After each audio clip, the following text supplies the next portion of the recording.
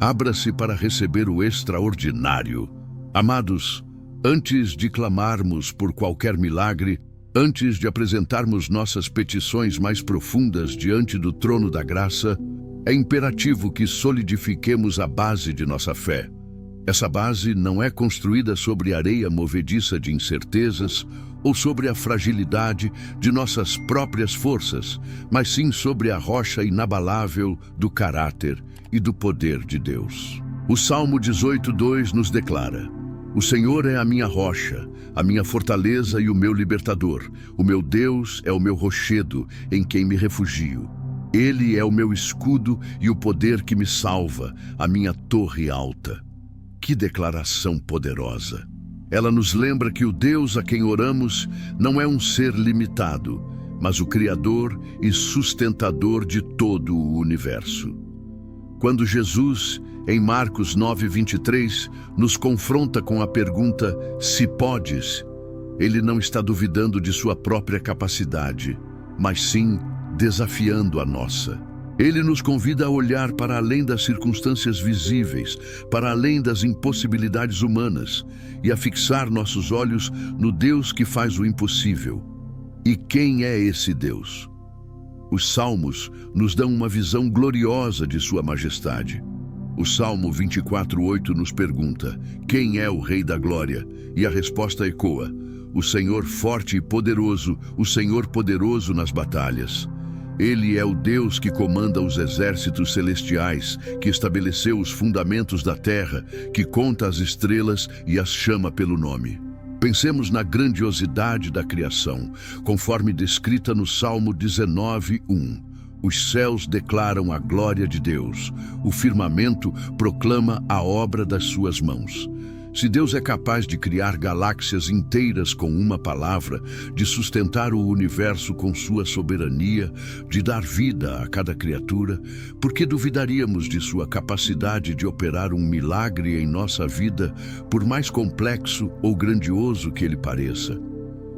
A nossa fé deve ser proporcional ao Deus a quem servimos, e não ao tamanho do nosso problema. O poder de Deus não é apenas uma força bruta, é um poder intrinsecamente ligado à sua bondade, à sua justiça e ao seu amor. O Salmo 145:3 nos diz: grande é o Senhor e digno de todo louvor, sua grandeza é insondável. Essa insondabilidade significa que não podemos esgotar seu poder, nem compreender plenamente a extensão de sua capacidade. Isso nos dá uma confiança imensa ao nos aproximarmos dele em oração.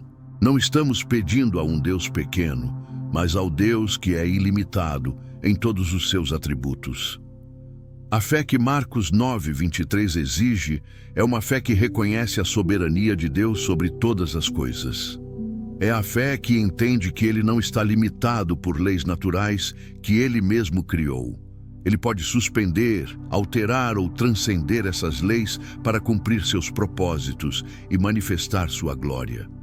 O Salmo 115:3 afirma: o nosso Deus está nos céus, ele faz tudo o que lhe agrada. Essa é a essência da soberania divina. Ele não precisa da nossa permissão, nem da nossa compreensão plena para agir. Ele simplesmente age e seus atos são perfeitos. Portanto, ao iniciarmos esta oração de petição por um milagre, vamos nos posicionar em um lugar de profunda reverência e admiração pelo nosso Deus. Vamos lembrar que Ele é o mesmo ontem, hoje e eternamente.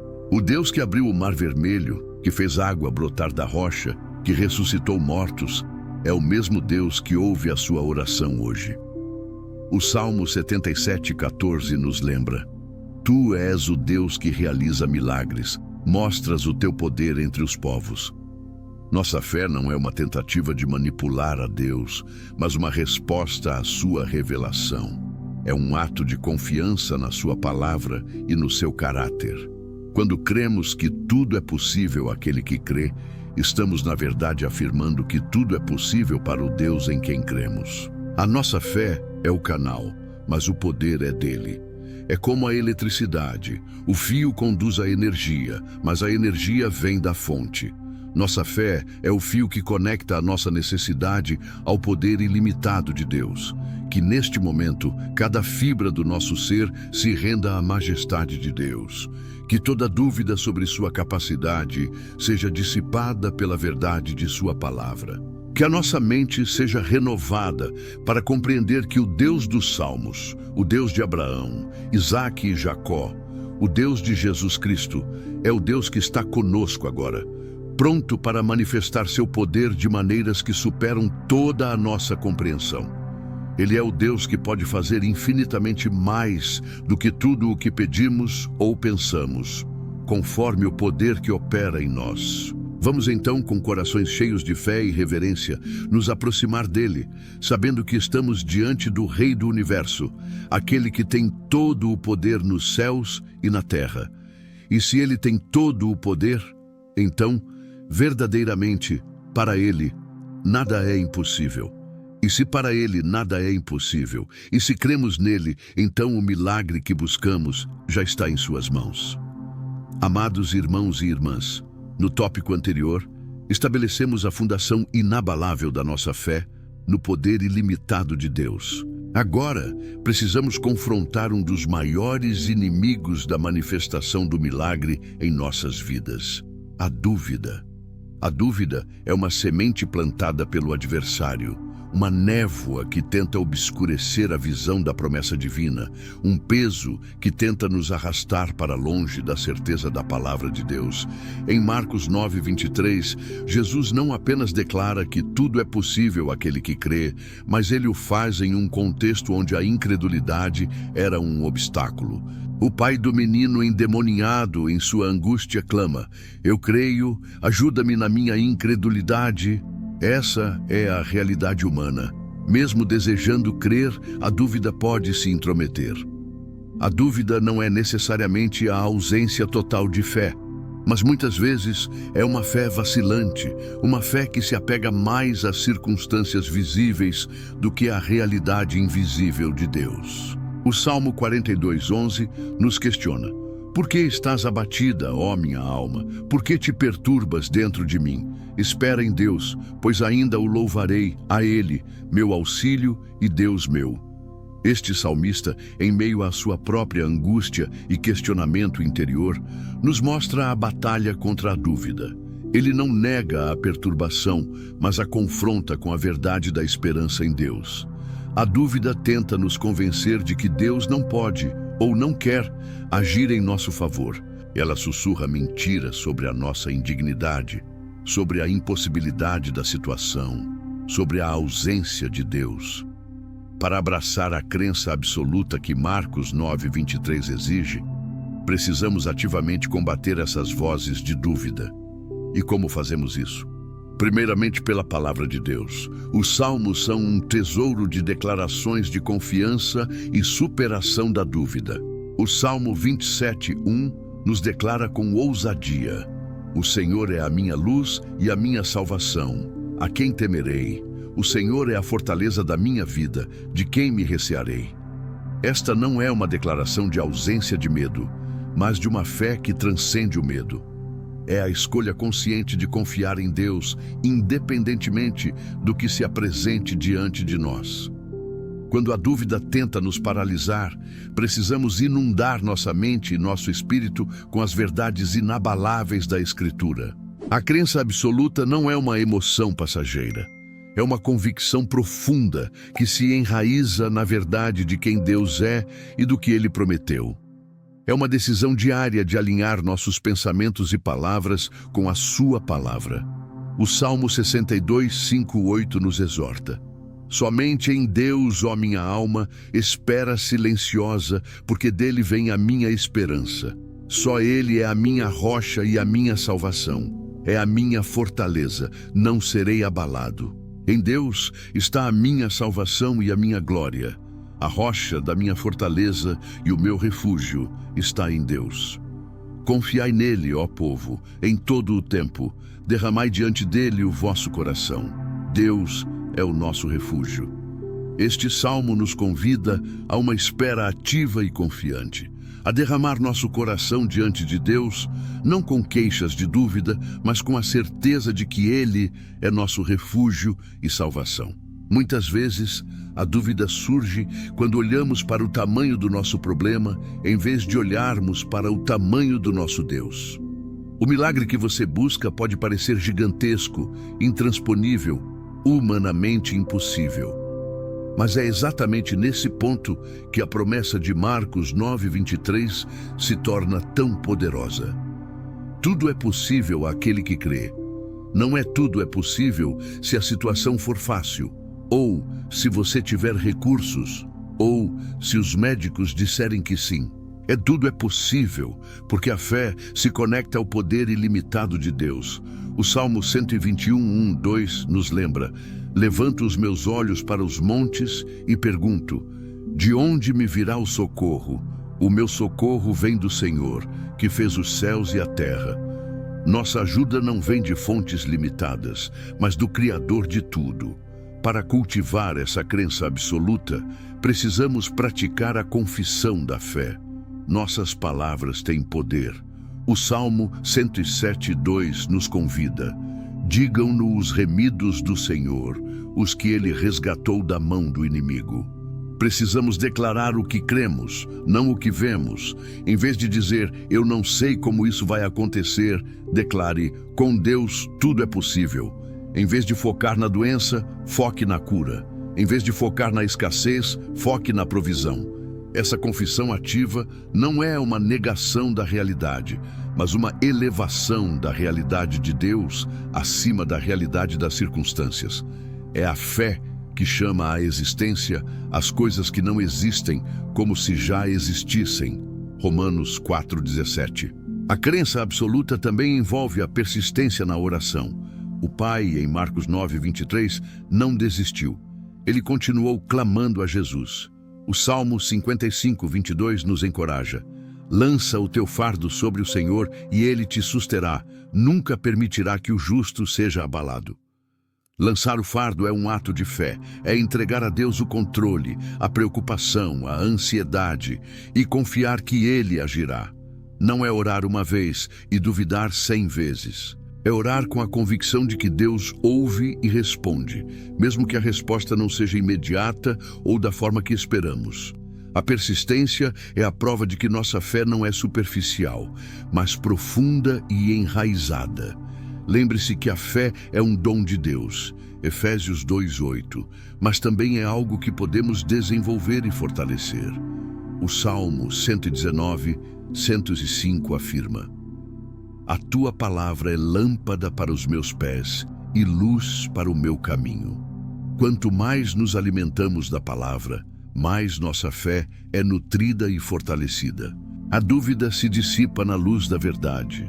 A incredulidade não pode subsistir onde a palavra de Deus é constantemente meditada e aplicada. Portanto, neste momento de oração, vamos nos despojar de toda dúvida, de toda incredulidade que possa estar tentando se alojar em nossos corações. Vamos nos apegar firmemente à promessa de Jesus: tudo é possível àquele que crê. Que a nossa crença não seja apenas uma afirmação intelectual, mas uma convicção que permeia cada fibra do nosso ser. Que a nossa fé seja a ponte sobre o abismo da impossibilidade, conectando-nos diretamente ao poder ilimitado do nosso Deus. Que possamos dizer, com o salmista em Salmo 13:5, eu, porém, confio em tua benignidade. Meu coração se alegra em tua salvação. Essa é a crença absoluta que abre as portas para o milagre. Amados irmãos e irmãs, tendo estabelecido a fundação da nossa fé no poder ilimitado de Deus e superado as sombras da dúvida, chegamos agora ao ponto crucial da nossa oração: a ousadia de apresentar a nossa petição específica. Não se trata de uma ousadia arrogante ou presunçosa, mas de uma ousadia nascida da certeza de que temos um Pai amoroso, que nos convida a nos aproximarmos do seu trono com confiança. Hebreus 4:16 nos exorta: cheguemo-nos, pois, com confiança ao trono da graça, para que possamos alcançar misericórdia e achar graça a fim de sermos ajudados em tempo oportuno. Esta é a nossa licença divina para clamar, para expor nossas necessidades mais profundas, para apresentar o milagre que tanto almejamos. Muitas vezes, hesitamos em ser específicos em nossas orações. Talvez por medo de não sermos atendidos, ou por acharmos que nossos pedidos são pequenos demais ou grandes demais para o Criador do universo. Mas a palavra de Deus nos encoraja a ser detalhistas.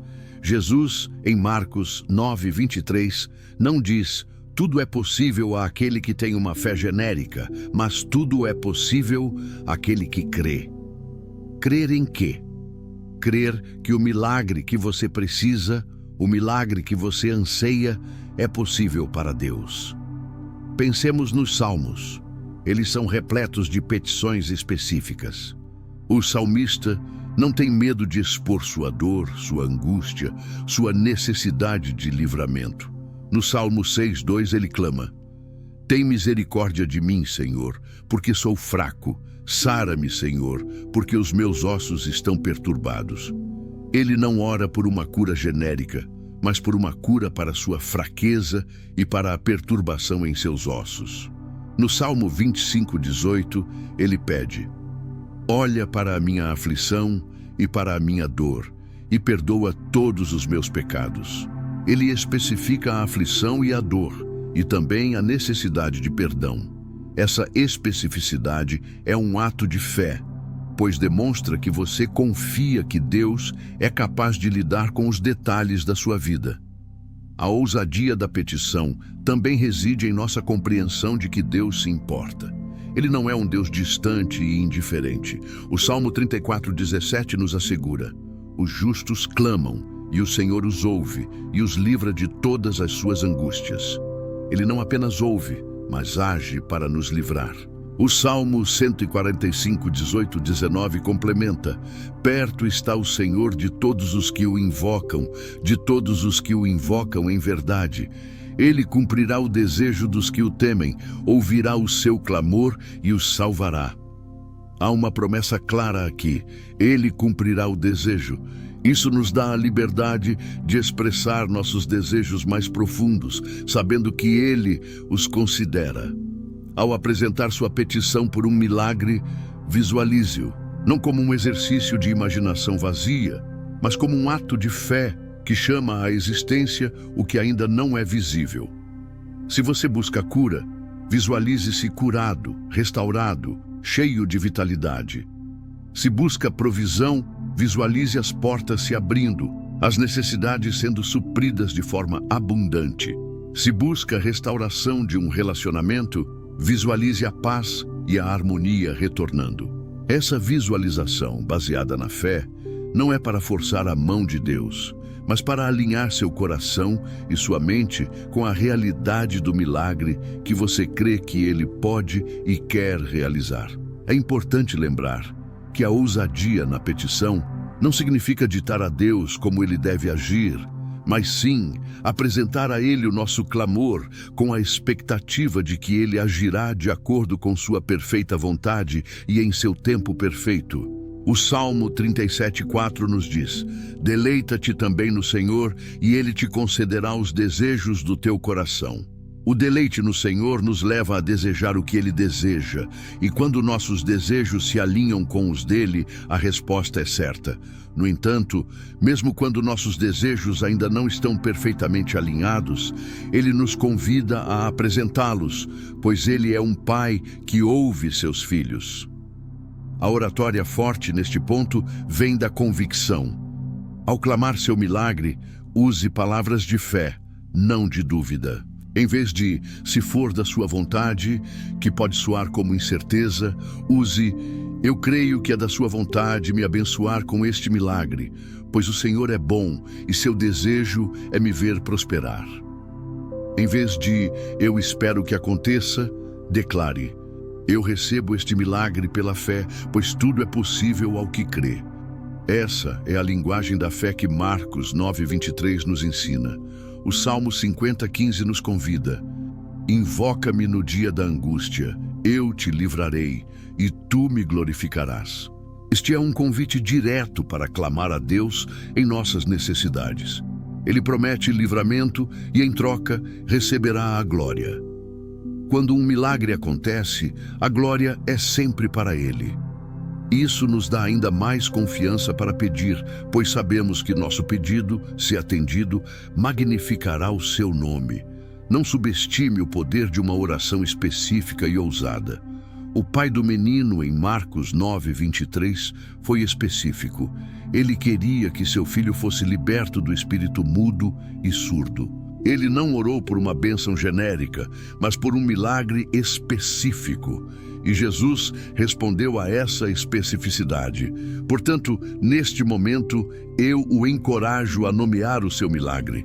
Qual é a montanha que você precisa que seja removida? Qual é a doença que precisa ser curada? Qual é a porta que precisa ser aberta? Qual é a restauração que você anseia? Não tenha medo de ser ousado. Não tenha medo de ser específico.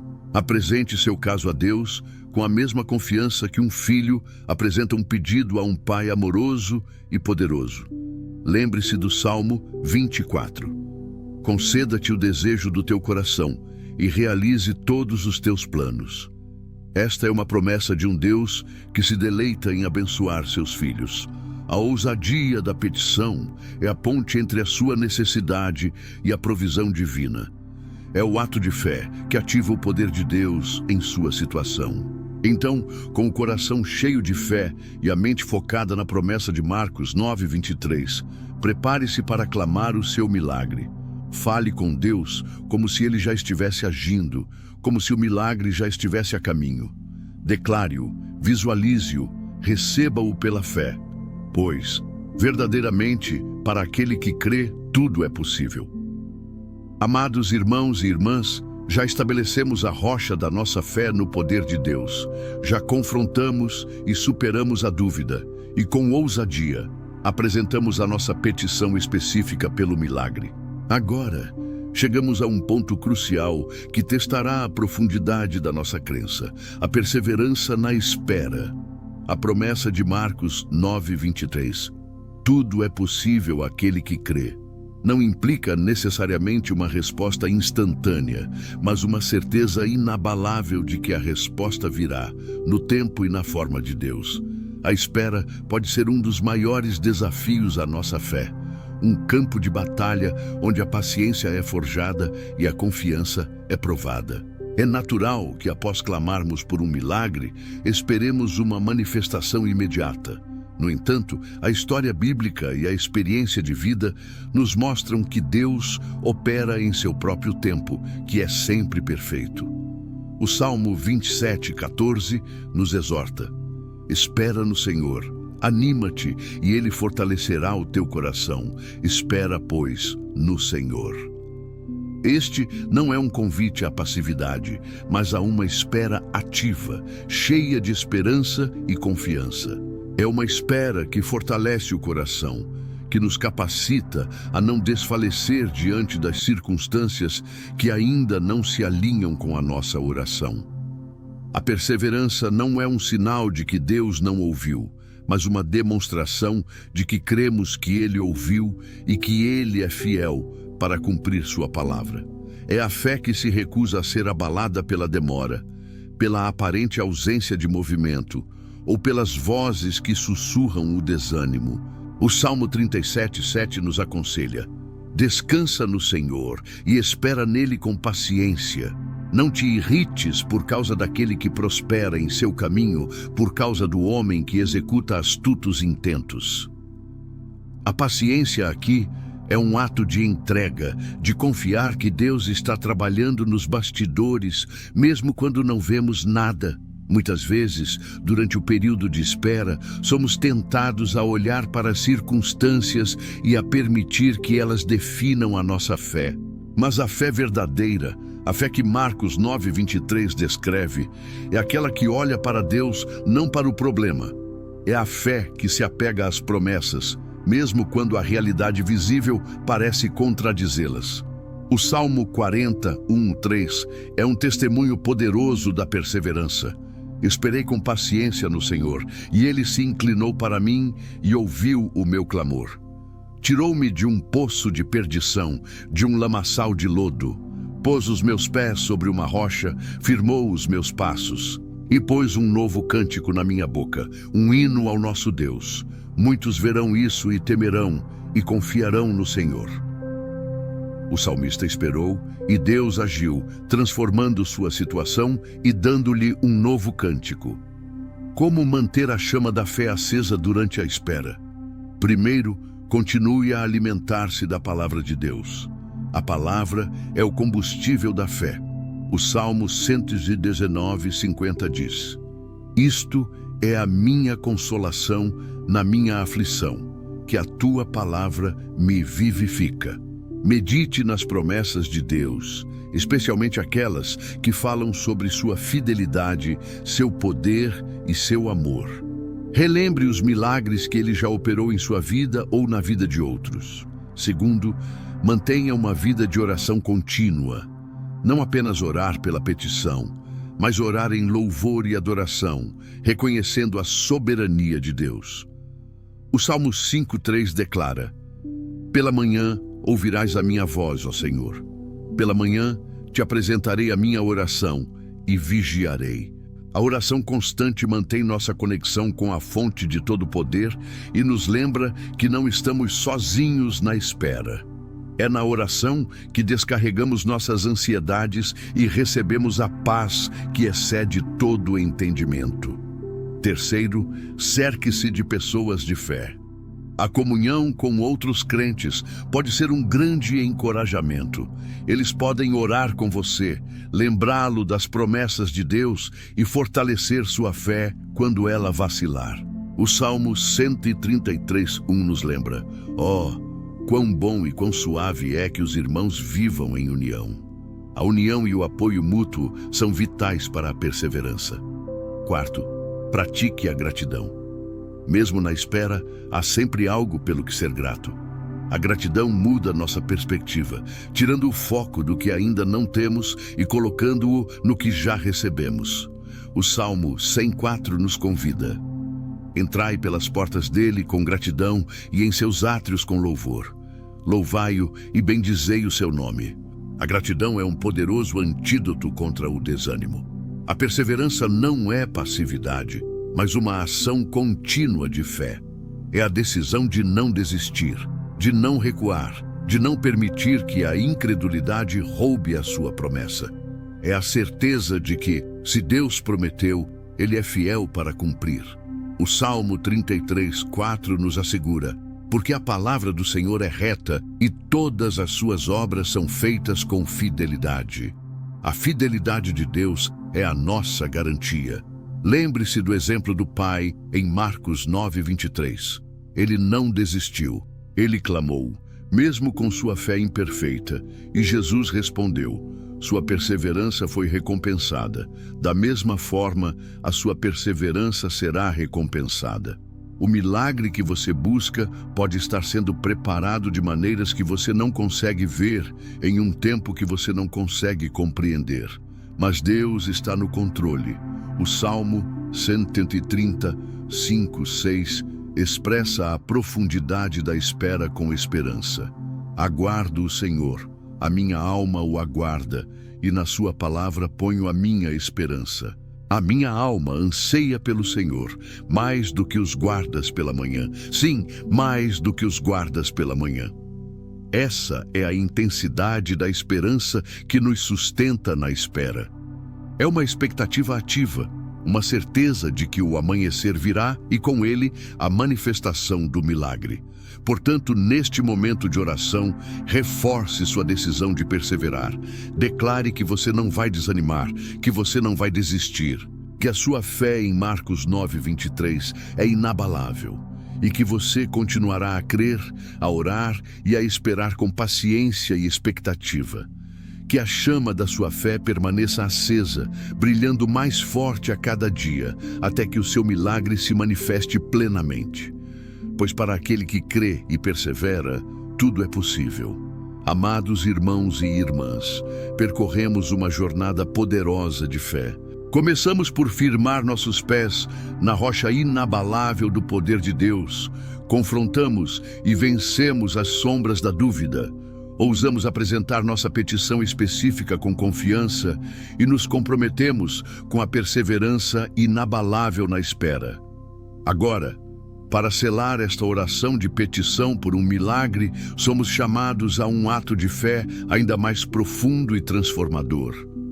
A gratidão antecipada e a glorificação de Deus pelo milagre que já está a caminho, mesmo antes de o vermos com nossos olhos físicos. A gratidão antecipada não é uma emoção vazia ou um otimismo ingênuo, é uma declaração profética de fé. É a convicção de que Deus é fiel às suas promessas e que se Ele disse que tudo é possível àquele que crê, então o milagre que pedimos já é uma realidade no reino espiritual. É a fé que chama à existência as coisas que não existem, como se já existissem, conforme Romanos 4,17. É o reconhecimento de que a resposta de Deus não depende da nossa visão limitada, mas da sua soberania ilimitada. Os salmos estão repletos de exemplos de gratidão e louvor, muitas vezes antes mesmo da manifestação completa da bênção. O Salmo 18:49 nos diz: "Por isso te louvarei, ó Senhor, entre as nações, cantarei louvores ao teu nome." O salmista expressa louvor, não apenas pelo que já aconteceu, mas pela certeza da vitória que virá.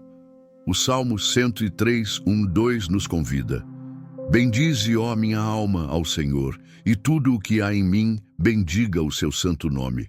Bendize, ó minha alma, ao Senhor, e não te esqueças de nenhum dos seus benefícios. A gratidão aqui é um mandamento, uma atitude que deve ser cultivada independentemente das circunstâncias. Quando agradecemos a Deus antecipadamente pelo milagre, estamos ativando a lei espiritual da fé. Estamos declarando que confiamos plenamente em sua bondade e em seu poder. Estamos movendo-nos de uma posição de esperar para ver para uma posição de crer para ver. Essa atitude de gratidão libera o poder de Deus para operar em nossa situação, pois a fé agrada a Deus. Hebreus 11:6. A gratidão é a linguagem do céu, e quando a falamos, o céu responde. Além da gratidão, a glorificação de Deus é o propósito final de todo o milagre. O milagre não é apenas para o nosso benefício pessoal, mas para que o nome de Deus seja exaltado e para que outros possam ver sua grandeza. Em Marcos 9:23, o milagre da libertação do menino trouxe glória a Jesus. Quando o seu milagre se manifestar, ele será um testemunho vivo do poder de Deus em sua vida. O Salmo 115:1 declara: "Não a nós, Senhor, não a nós, mas ao teu nome dá glória, por amor da tua benignidade e da tua verdade." Nosso desejo deve ser que, através do nosso milagre, o nome de Deus seja glorificado acima de tudo. Pense na oratória forte neste momento. Não é um agradecimento tímido, mas uma explosão de louvor e adoração. Imagine-se já com o milagre em suas mãos, em seu corpo, em sua vida. Como você se sentiria? Como você falaria? Fale com essa convicção agora. Declare a Deus sua gratidão com a mesma intensidade que você declararia se o milagre já tivesse acontecido. A glorificação de Deus também envolve o compromisso de compartilhar o seu testemunho. O Salmo 66:16 nos convida: "Vinde e vede as obras de Deus. Ele é tremendo em seus feitos para com os filhos dos homens." Quando o seu milagre se manifestar, ele não é para ser guardado em segredo. Ele é para ser proclamado, para encorajar outros, para fortalecer a fé daqueles que ainda estão na espera. Seu testemunho será uma prova viva de que tudo é possível àquele que crê. Este ato de gratidão antecipada e glorificação é um selo espiritual em sua oração. É a sua assinatura de fé, confirmando que você crê que Deus já ouviu e já está agindo. É a certeza de que a semente da fé que você plantou já está germinando e que a colheita do milagre é inevitável. O Salmo 9:1 nos diz: Eu te louvarei, Senhor, de todo o meu coração. Contarei todas as tuas maravilhas. Contar as maravilhas de Deus é um ato de glorificação que fortalece nossa própria fé e inspira a fé dos outros. Não permita que a ausência de evidências visíveis roube sua gratidão. A fé é a certeza das coisas que se esperam e a convicção dos fatos que se não veem. Hebreus 11:1. Sua gratidão antecipada é a prova de que você já vê o milagre com os olhos da fé. É a sua resposta à promessa de Marcos 9:23. Portanto, neste momento final de nossa oração, eleve sua voz em gratidão e louvor. Agradeça a Deus pelo milagre que Ele já está operando em sua vida. Agradeça pela sua fidelidade, pelo seu amor, pelo seu poder ilimitado. Glorifique o seu nome por ser o Deus que torna o impossível possível. Declare que através deste milagre o seu nome será exaltado e que muitos virão a conhecê-lo e a crer nele. Que cada palavra de gratidão e louvor seja um eco da sua fé inabalável. Que a sua alma se alegre no Senhor, pois Ele é o Deus dos milagres. Que o seu coração transborde de louvor, pois o seu milagre já está decretado nos céus. E que, ao receber o seu milagre, você possa dizer, como o salmista em Salmo 118:21, Eu te louvarei porque me ouviste e te tornaste a minha salvação. Receba seu milagre pela fé e que toda a glória seja dada ao nosso Deus.